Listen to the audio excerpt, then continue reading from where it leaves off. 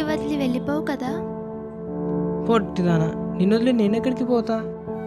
ఎలా ఉన్నా చంపేసావు కదా మమ్మీ. రియల్గా చూస్తే ఏమైపోతావు.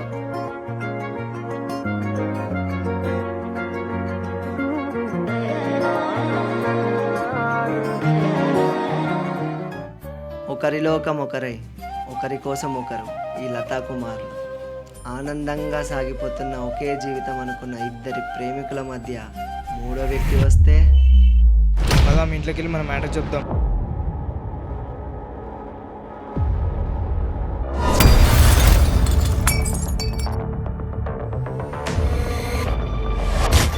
మమ్మీ నీకు ఒక విషయం చెప్తా, నీతో కొట్లాడని నాకు లేదు.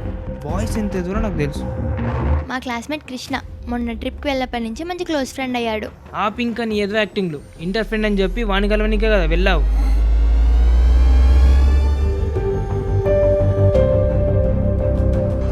మీ ఊర్లో మీ అమ్మ కానీ మీ సిస్టర్ కానీ ఇలానే బయటికి వెళ్తుంది.